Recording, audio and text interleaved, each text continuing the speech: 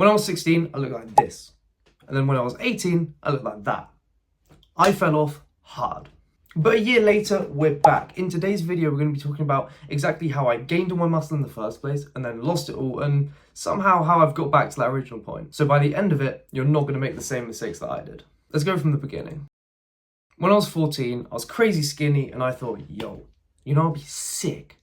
What if I got really jacked? And then 2 years, 20 kilos of bulking later, I was here. I'd got, honestly, a dream physique for a lot of people, and I was really, really happy. For a literal school student, I looked mental, but the picture doesn't tell the whole story. At that point, I kid you not, I felt 50 years old. My joints hurt all the time. Every single lift hurt, and I felt so much weaker than I looked. I got to that point because I didn't understand muscle cycles at all. From the point I was 14 and I was 65 kilos, all the way up to 85 kilos, I basically perma-bulked. I did one long bulk and then a single cut. And obviously, adding crazy size is awesome for your muscles. They acclimate really, really quickly to the new environment you're putting them in.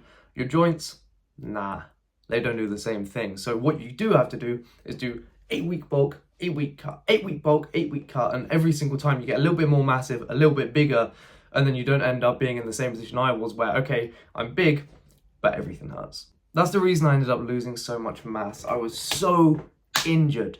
And I never let myself recover. I never let my injuries recover because I was so obsessed with getting bigger, which, okay, sick goal. I was happy I was big, but dude, it hurt. And then trying to do stuff like bench press when your elbows are hurting, trying to do squats when your knees are hurting, it's literally intolerable. So I cut my volume. I was doing like half the amount of training. I halved my intensity because you can't do a bench press at a max intensity if everything hurts. So be careful. Even if you're at the point now where you think, okay, I'm never going to get lazy, I'm never going to skip gym sessions because, I don't want to go or whatever, you might be forced to if you overtrain. And then to add to that, I just started playing golf and guitar. I don't know what's up with that. I was just like, yo, what if I get really big and then I just start playing golf? I didn't have time for that. I was a student full time. I was doing my GCSEs, then my A-levels. If you're from the UK, you'll know what that's about. But A-levels, they were intense. They took a lot of time. GCSEs, they took a lot of time. Why was I playing golf?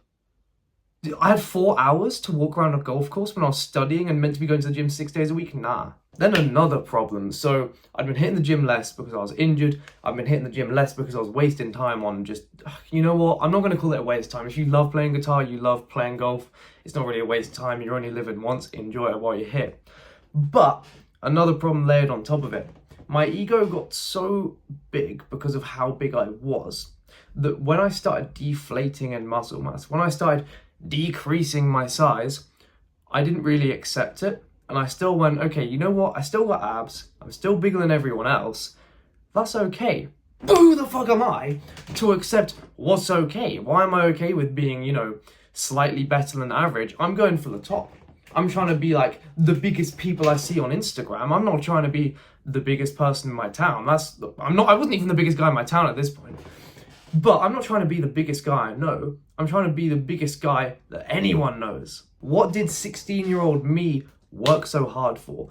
Mid physique and achy elbows. So then I realized, I took this photo in the mirror and I went, enough's enough. I've been slacking on my training for a full year. I need to get back. I'm going on holiday in Greece with my boys in the summer. I need to get jacked again for that because I can't be kind of skinny going clubbing every night with the boys in a different country. That would be fucking embarrassing. So, as I did when I was 14, the start of 2025, I said it again. Let's get jacked. So I did it. I bulked up and it took ages. And you know what took even longer than bulking and actually gaining muscle again? It was the physio I had to do. I had to do physio for my elbows, physio for my wrist, physio for my knees.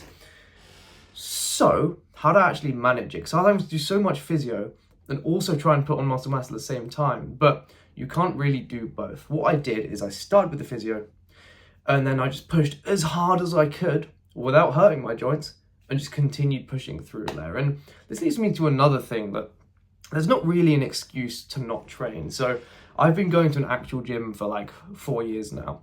And at that point, when I reset myself and said, okay, let's get jacked again, I wasn't even going to the gym.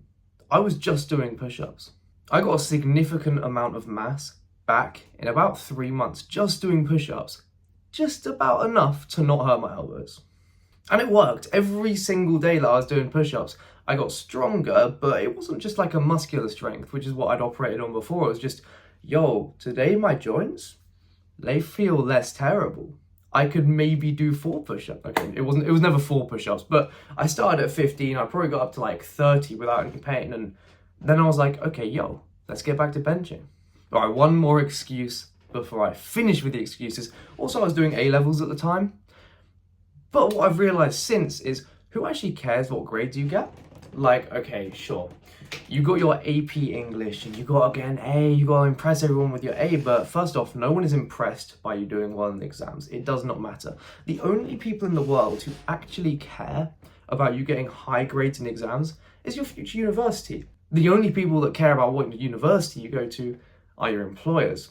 So you're telling me that right now, you're going to skip the gym, and this is what I did. I started skipping the gym so I could revise for A-levels. I didn't even do that great in A-levels. But I was skipping the gym so I could revise, which is the dumbest thing, because think about it.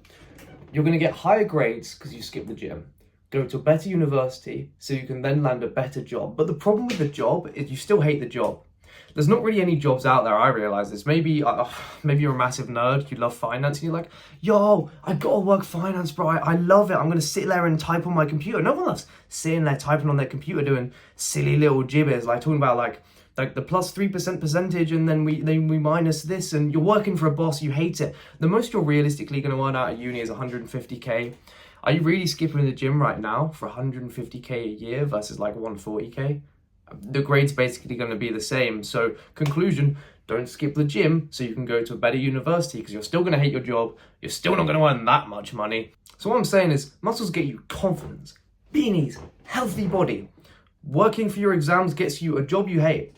Which one should you do? If we go even further off topic, ever think about what AI can't do? So everyone's talking about, oh, AI is going to take all these jobs, AI is going to do this, that, whatever. You know the job that AI can't take from you? Getting jacked. AI can't get jacked. It doesn't have a body. It's not like that. You can get jacked though. Okay, I know it's not a job, but at least AI can't do it. And at this rate, you're gonna have to do everything you can that AI can't do, because no more jobs. All right, that was a bit of a crazy detour, but I'm feeling my best I have in years, and I am back. The bulk is going insanely. I've put on ridiculous amounts of mass recently, and the cut, oh, I'm excited for the cut. It's gonna be mental. I'm gonna look better than the photo I showed at the start of the video, which was the best photo I've ever taken of my physique.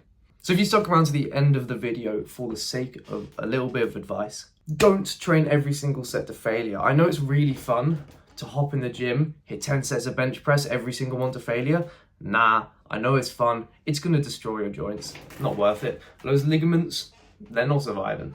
Also, don't bulk for 2 years straight. I don't know what I was thinking. Your muscles are going to keep up with it. Those ligaments, once again, not a chance. Then advice number 3, don't skip legs for a maths exam.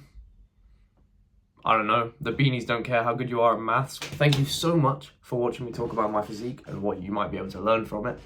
See you in the next one.